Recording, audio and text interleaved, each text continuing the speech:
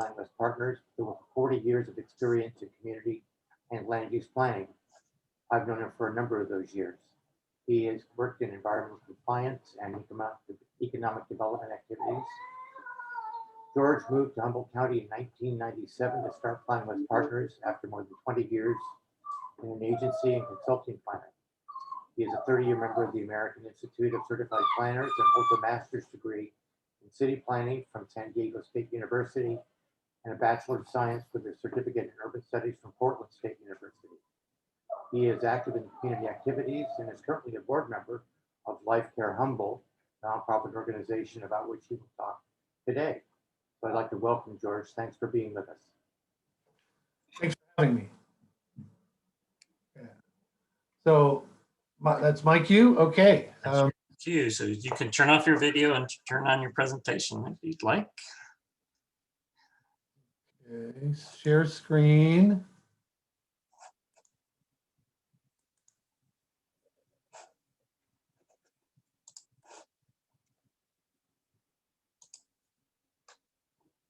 Okay, and this is, let's see. This I'm going to start from beginning. yeah, I'm not able to hit the start slideshow because this black bar is, wait a minute.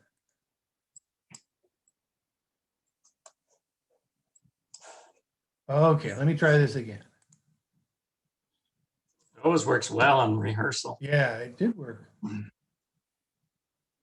was flawless, George. Huh. Okay, let me.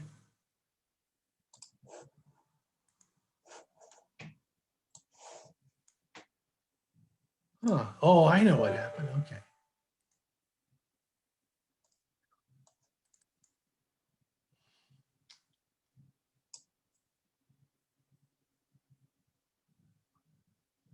Okay, can you see the slides? Yeah, but do you want to start your slideshow? I do. However, the black bar that says I'm screen sharing is covering up the start slideshow. Okay, so we can see that just fine. Yeah. Oh. Huh. Okay. Well, I was hoping for a little bit bigger, but yeah, this is interesting. I'm not. So the other thing, George, the other thing you do, are you getting it? Yeah. Yeah. Okay. I just had to move the screen down. Thank you. And yes, we did rehearse this and it worked great, but it's always different live. So I'm going to talk to the group today about a nonprofit and a vision for an aging in place community. And on the call today, I've invited our Life Care Humboldt board president, Ann Lindsay. She's on the call. And so if any of your questions stump me, Ann has graciously offered to share information. So appreciate that very much. We are absolutely a team on this. So as planners, we always typically are working for the community, working for others on, you know, be it a long range plan or permitting or, you know, some sort of entitlement. But I think as a profession and as a group, we're pretty dedicated to others and to building, putting plans in place that really, you know, serve the community and the people that are in our various constituencies. But every once in a while, you got to ask yourself, what about my needs? And a group of us asked ourselves that very question over a year ago. And because of our age and potential longevity, we had to think our needs being met here in Humboldt for an aging in place community where you might be able to move in as an independent person, but as your as your needs increase, there would be other options available to you without moving. And so we didn't feel that that opportunity existed here in Humboldt. So a group of people have come together to form this nonprofit. And the first thing we did was to look at the needs. We have an increasing senior population, sometimes called the silver tsunami. There's really a lack of alternatives, aging in place, alternatives to aging in your current residence. Not that we don't all like where we live, but it may not be the place for us long term. Some seniors are having to move out of the area for a care continuum. Security and more frequent emergency response is more prevalent with seniors, or a need that seniors have. Increased access to healthcare specialists, support services, isolation. We're learning a lot that even though somebody can feel secure in their home as they age, there is a isolation effect that happens, and it can have some health implications. And lack of independent mobility options. We're not all going to be able to drive long term, and we need to still get around or want to get around. And then that there's a housing stock that is being occupied by one or two persons, and we have a real market demand, and that stock is being held out of not accessible to meet that demand. So we did a pretty rigorous assessment of need and said, you know, these things exist here in our county, in our area, and we should do something about it. So let me go to the next slide. So thanks to Dilo Freitas from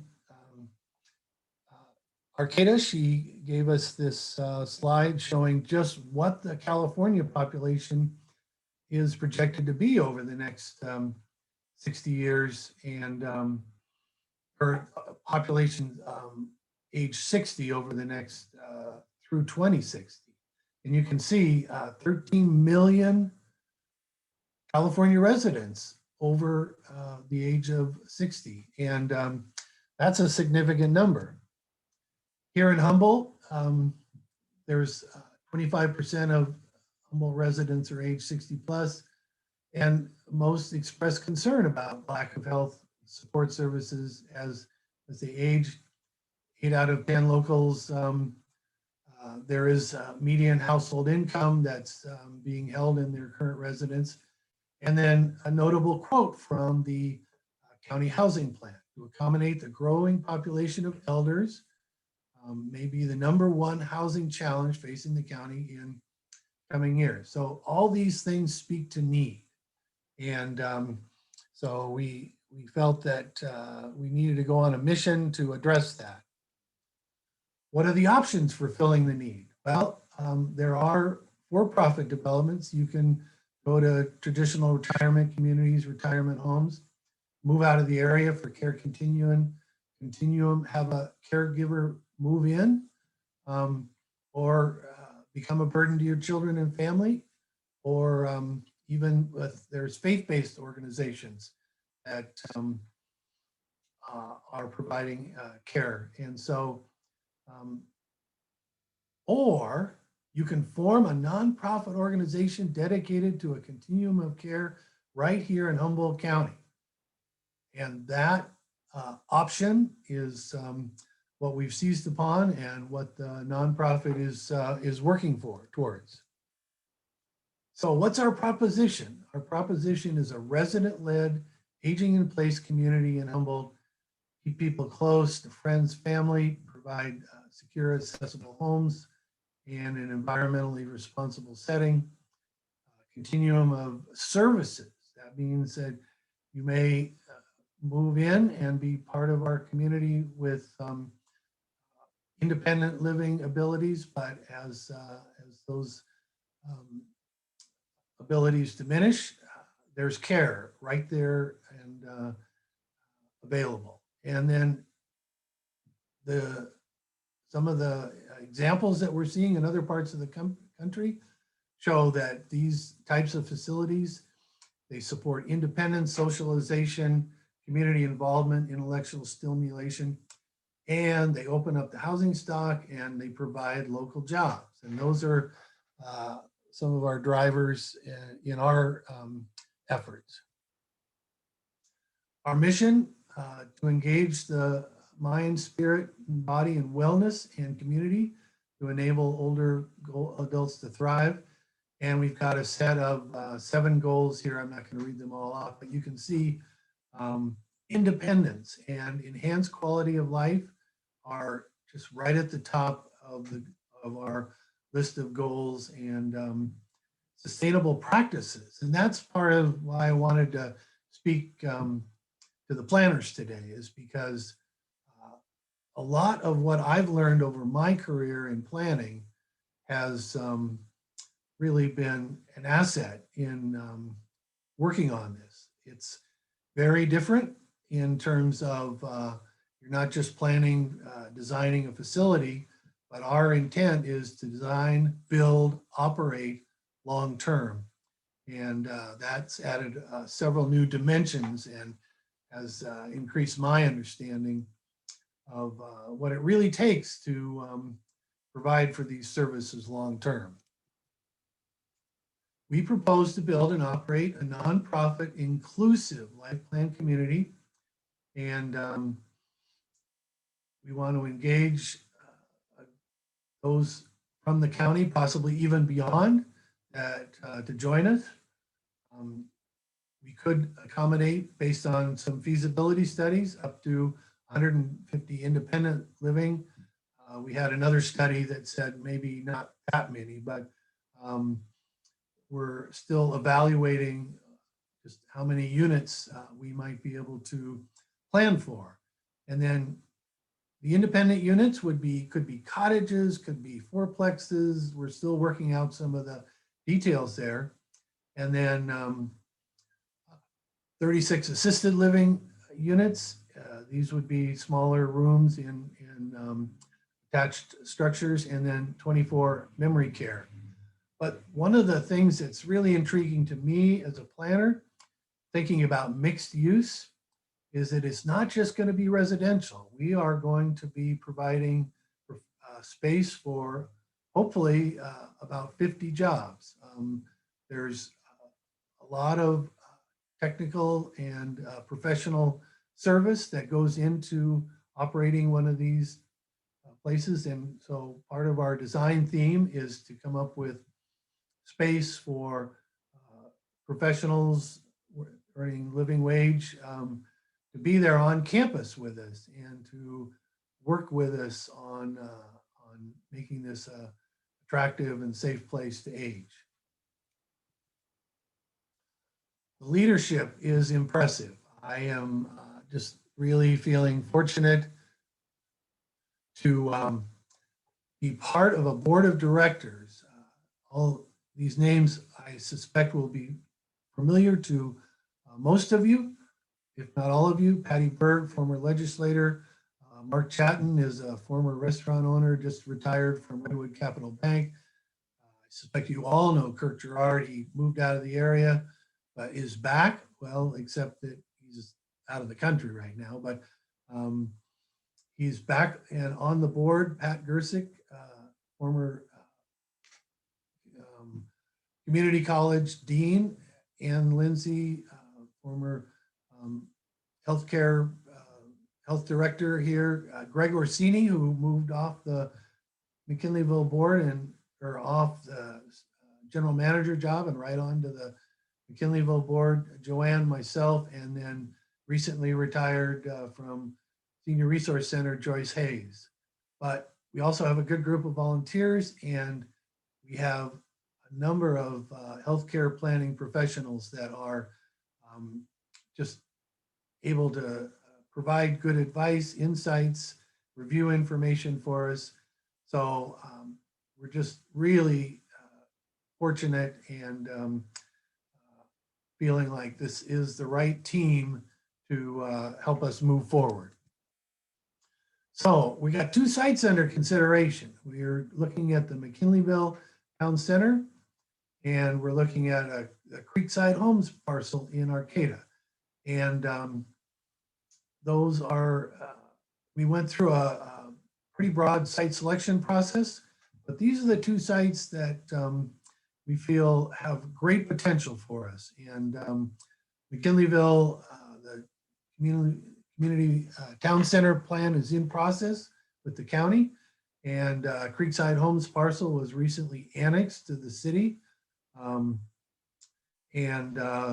Bob and his crew wrote a very comprehensive environmental impact report for that annexation consideration by the city, and LAFCO was able to review that and act on that. So we're learning a lot about these sites, and those planning documents that are coming together for both of those are really going to help us.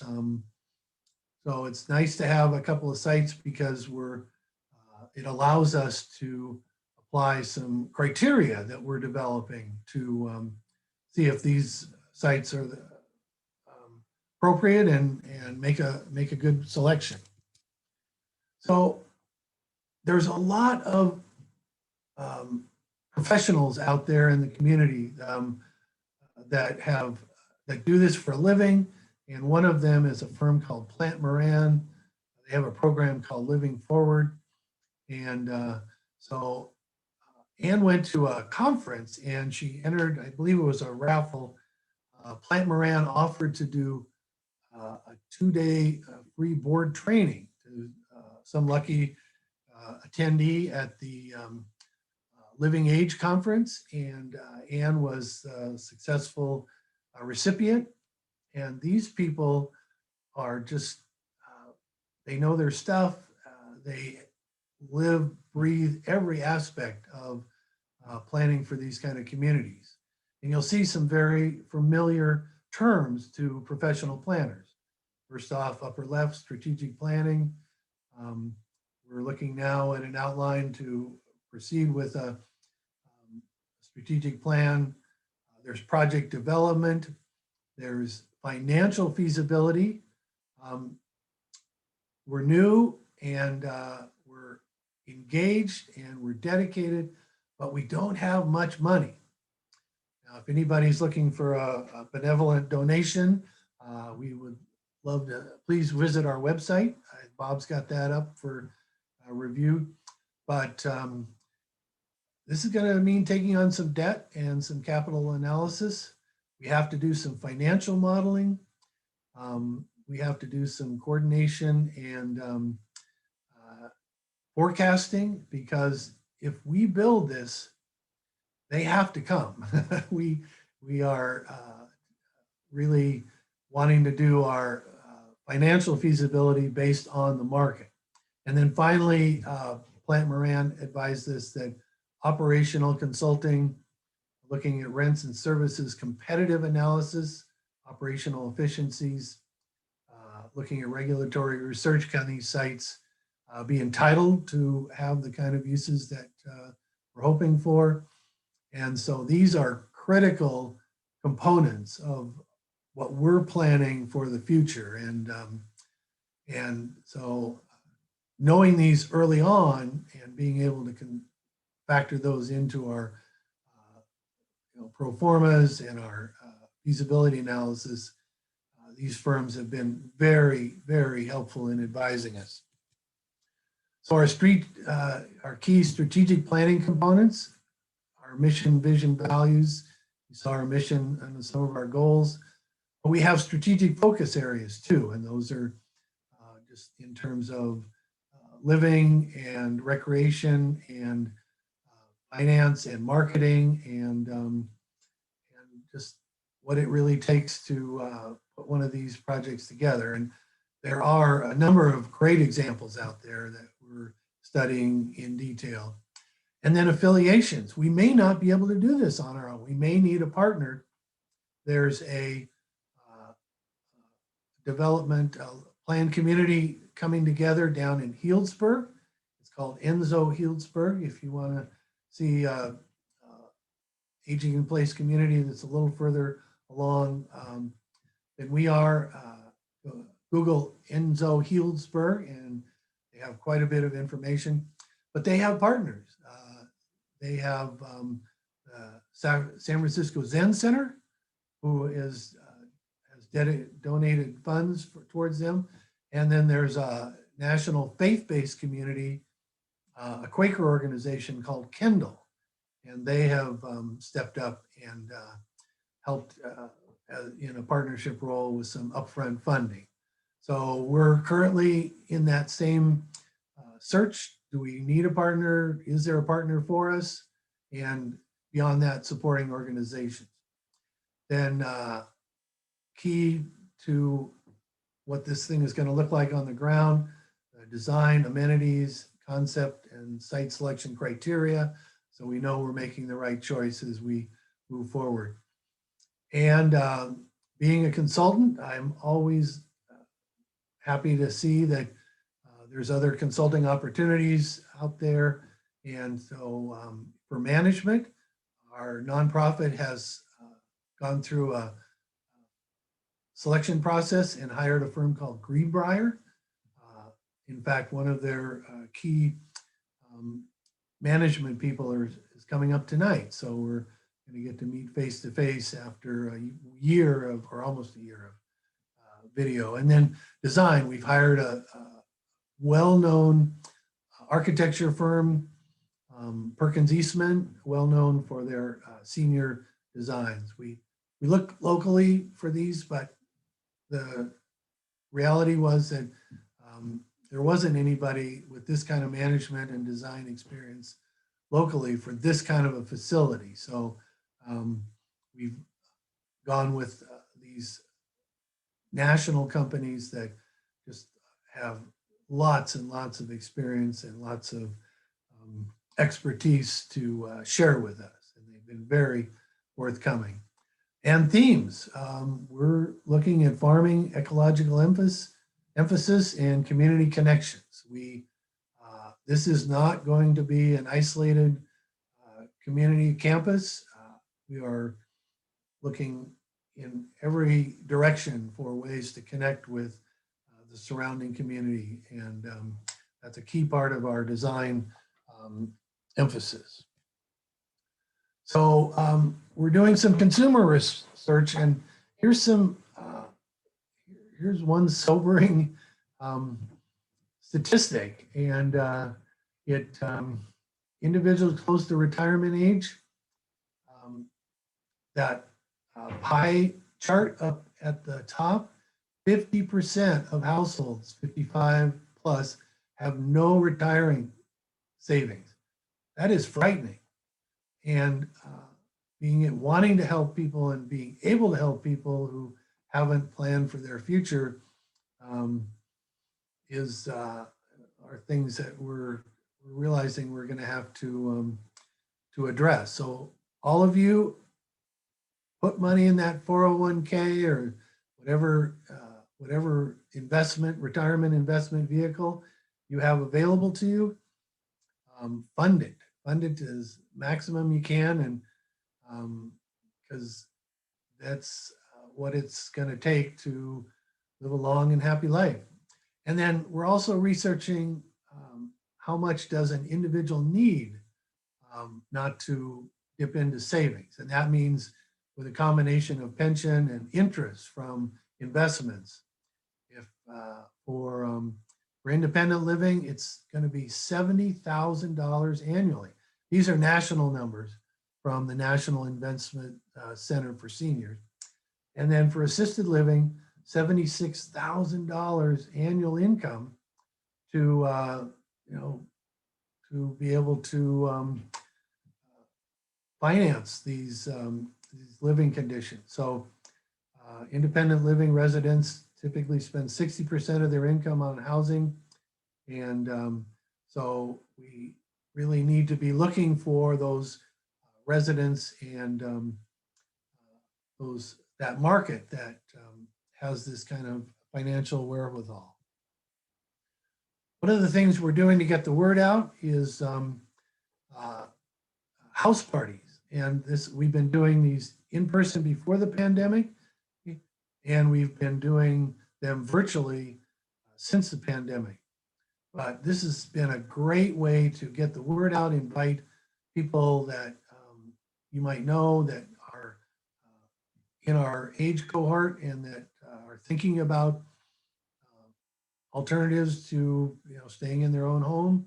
And it's a chance for our group to share mission, vision, values. It's we have a preference survey. We're engaging people into our design process. And if you'd like to see an example of that, our website you can click on the preference survey, and we've gotten hundreds of people to take that survey. And it's enlightening to hear what people's preferences are. And we're going to be able to consider that so that when we come forth with a design, it's going to reflect a lot of, to the best we can, what we've heard. And hopefully that will attract the residents that we hope will join us. So those have been very good grassroots marketing tools for us moving forward in our planning stage. In design, we hope to do clustered independent living units, each one with a private open space. Could be a porch, a patio, balcony, small yard. The assisted living memory care is going to be in larger structures, higher density. We're committed to shared open common spaces, active and passive, good lighting and security. We intend to have multimodal transportation, not just trails, bikes, but rideshare, and a real de-emphasis on individual vehicles. It's quite likely that none of these units will have their own dedicated parking. We might just go right to achieve our density and to emphasize the rideshare and the other multimodal options. We might offer some shared parking, but yeah, few or no dedicated spaces, lots of pickup and drop-off locations, and then emphasize on the community theme. If it's farming or ecological, and how you connect with other amenities offsite as well as onsite. So as you can see, we've got a lot to do here, but we've got a dedicated group ready to do it. Just a couple more slides, and then we'll open it up for questions. This Greenbrier company, a senior living management consulting firm, they're leaders in senior living management services, and they're taking us through a two-phase development plan. Overview of our current situation, key objectives, market analysis. We really need to understand that the market that is interested in this kind of a concept and able to finance it, finance their involvement is how far afield do we need to look? Can we stay focused on Humboldt County, or do we need to look more broadly? We're looking at Enzo down in Healdsburg, and they're attracting people from outside their immediate area, and with a desirable theme, we might well be able to do that too. We're still learning. Preliminary project scope for the plan, a financial analysis, and then they're going to make some preliminary recommendations. And one of those is go, no go. And if they think that they've already told us, if we don't think that the market's there or the costs are not are too high, we're gonna hear about that. And then if we get past go, no go, we go right into phase 2 with conceptual design. Perkins Eastman comes into the mix. The two firms, Greenbrier and Perkins Eastman, already have a working relationship. So we have a good team core in place, a marketing plan, a final financial analysis, and then final recommendations. And as planners, we all know that the key to a good plan is clear direction and implementation strategy. So we've got all those factored in, and this is the scope of work that we have agreed to with Greenbrier Associates. And this is how they're proceeding based on an agreement with our nonprofit. And then back to what we learned from Plant Moran in the board training is that disciplines are key. We can have design discipline where we look at flexible common spaces, programming, size and amenity, densities. To get this number of units on a 15 to 17 acre site, yeah, we're going to have densities exceeding 10, 12 units an acre. But one of the real advantages that we have is that because we're proposing to maintain this as a single ownership, we are not constrained by lot sizes. We don't have to be concerned with street frontages. We don't have to be concerned with meeting parking requirements, open space requirements. We can treat the entire site as one big design opportunity and lay things out, and because we will be the owner operator. So that really helps us in the design phase, and right down to managing interior, exterior finishes, because these places have to look good to attract the residents that we will hope come here. Construction discipline. This is another one where there's a number of factors to keep in mind, and they and Greenbrier both understand these disciplines. And then operating. Once we get certificate of occupancy, we've got operations. We're going to become an employer. We're going to have cooks and other professionals working there every day. And we have to decide what kind of services we're going to offer in our operations. And we have to figure all this out ahead of time. So talk about long-range planning. This is going to be several years, but everybody that I've been in contact with on this is wants to do this, and that's just motivating for me and for all of us. So last slide is please visit our website. See who supports us. Sign up for updates. Complete the design survey. We want to know what people think. There's a lot of frequently asked questions. If you would like to host a house party, let us know and we'll get you signed up. There's opportunities to volunteer and there's opportunities to donate. We've raised over $100,000 so far, probably more than that. Mark has the financial numbers, but we need millions. So we're off to a good start. We're in six figures, but we need, this is going to be 8-figure project for us to build and operate. So donations, we've got some good finance people, and that's going to be key to making this happen. So that's my slide set. I'd be happy to try to answer any questions. And like I say, Ann is here to answer questions as well. Thank you. Well, thank you, George. That was great, enlightening. And I did elevate Ann to panelist if she did want to add anything.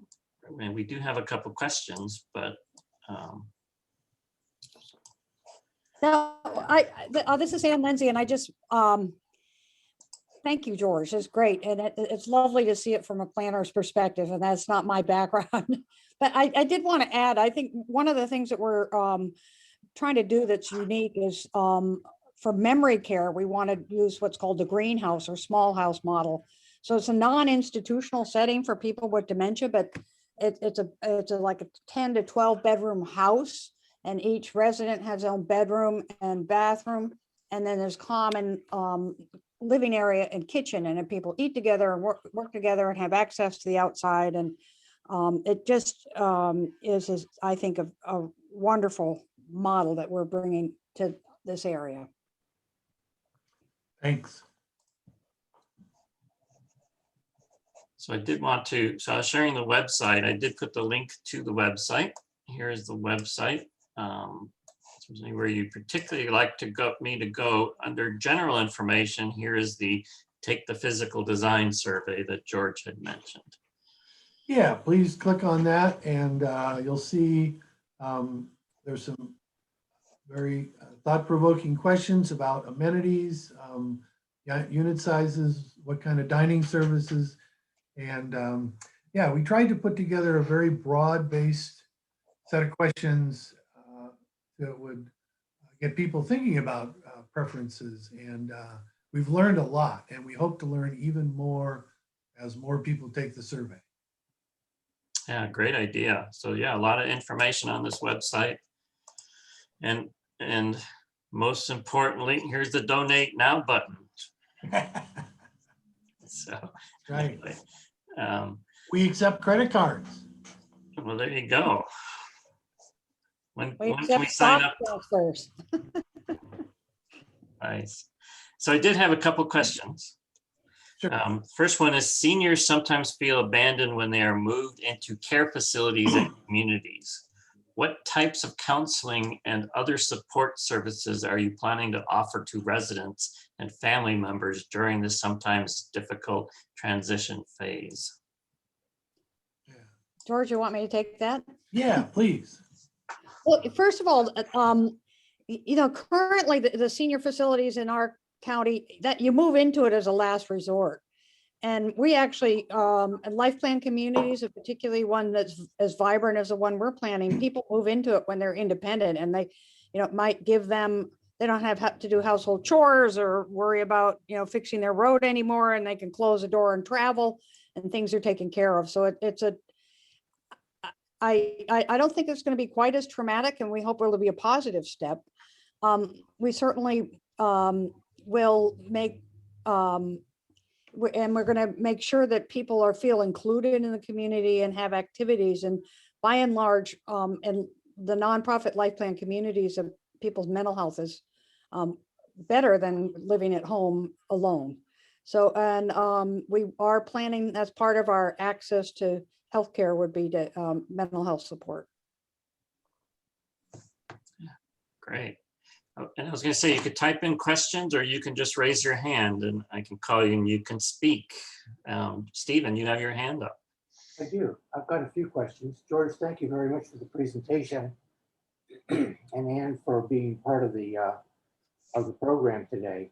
I think it's clear that there's a huge demand for this type of housing, and I think happily we've had a number of senior housing facilities for a number of years. We've been able to learn what works better and what doesn't work so well. One of the questions I had is about reaching for Humboldt County people, and Humboldt County people are participating in the design and so forth. But as you alluded to, a lot of people don't have savings for this kind of thing, and likely will be having to draw people from the outside, as is the case in Humboldt County or in Healdsburg.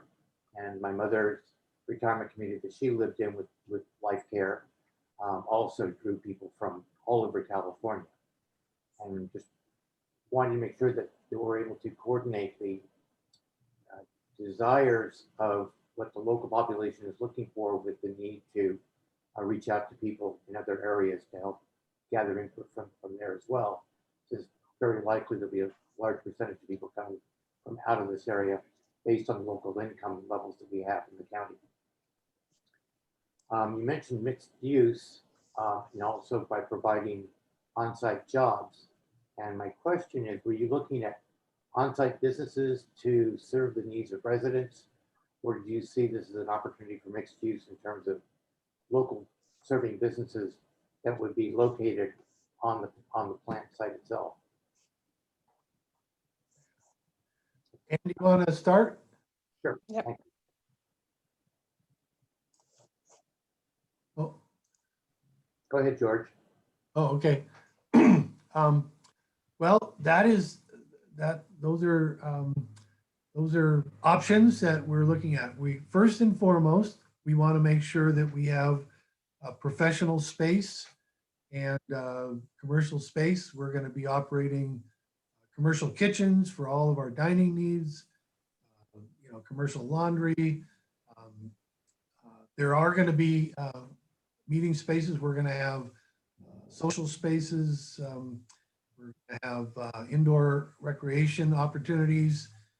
And so there's a real commercial aspect to this when we talk about mixed use. Gotcha. Okay. I see what you're That's it. saying. Now, if we do find that, that also have just very interactive, very much able to support telemedicine, but we may find that health practitioners, specialists for sure from out of the area who have other office locations would benefit from having a space on site. And yeah, so we're keeping those options open and want to make sure that this has space for all of the needs of those who are on the campus. Great. Thank you for that. I had a couple of more questions, if it's okay. How can people participate at this point? People from the public who have an interest in this subject and want to be engaged. Is there a particular role that they can play, and how would they go about making contact? You want me to take that, George? Please. Okay, one is, you can register your interest in, on the website as you sign up for ongoing for the newsletter. I mean, that's helpful. To having a house party to engage your friends is a good way to step into it. And then you can learn more about it and how you might fit in.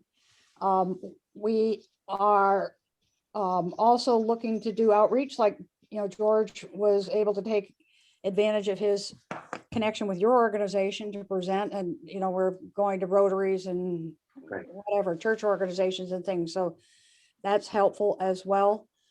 We need people's testimonials about why they're interested in that in Life Care Humboldt. There's a number of things. Usually when somebody's interested in volunteering, I'll call them up and find out what their expertise and interest is and see about fitting them in. Terrific. Let's see. Time frame. What are we looking at realistically for getting into some serious discussions with either the county or the city on permitting and things of that nature? Are we looking at 5 years out, 10 years out? Yeah. Well, that it's a different answer for both questions, or both sites, excuse me, both sites. For the McKinleyville Town Center site, we are talking to one of the landowners there in particular, representatives of the Pearson family, and they own a majority of the undeveloped portion of the McKinleyville Town Center site. Okay.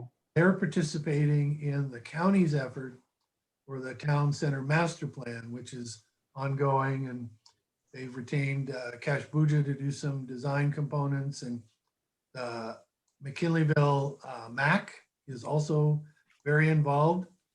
And so right now, that county process needs to get further along, and there needs to be completion of the McKinleyville MAC review, and then they will make a recommendation to the Humboldt County Planning Commission, and then the Planning Commission makes a recommendation to the Board of Supervisors. There's also an environmental there's a CEQA document that is still to come. And so we rely a lot on Kirk Gerard to advise us. And he says that one's several years out. Okay.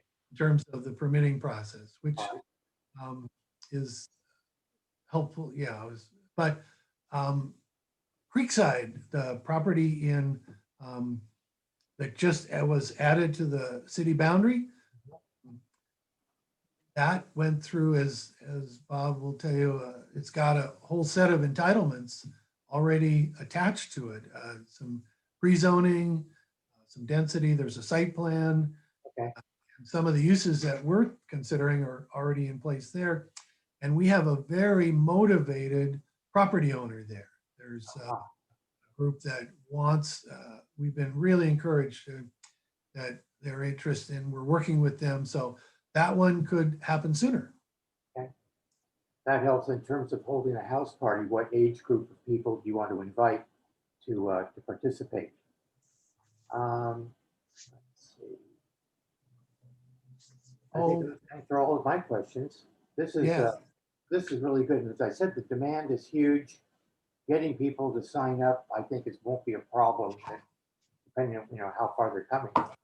But I think that the county has certainly real amenities that can really promote it. While places are oftentimes in more dense areas where you've got more activities and facilities in those immediate areas, I think Humboldt County would provide a real interesting niche.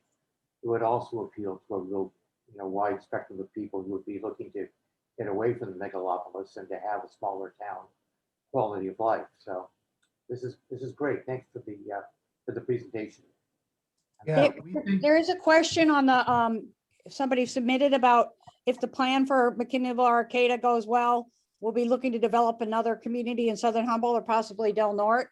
But for the time being, we're considering Southern Humboldt and Del Norte are in our primary market area, and that people do come from Southern Humboldt and Del Norte to our area for education and healthcare, and also when they're older and can't and need to be more closer to services. So and we figure that 65% to 75% of people come from our county and other people from the outside, including people whose family live here, like in their 40s and 50s and have good job here, then their parents might move here and want to live in a community like this. Great. And well, we have 40 years with the population more than doubling. So maybe eventually you'll get out there. future is very bright. Certain. So, okay, well, great. Any other questions? Anyone want to raise their hand or make any comments? And not hearing any or seeing any. Again, thank you again for joining us today. In June, we have our speaker for the middle housing, the missing middle housing, and MailChimp announcement will go out shortly once we get the description of the talk.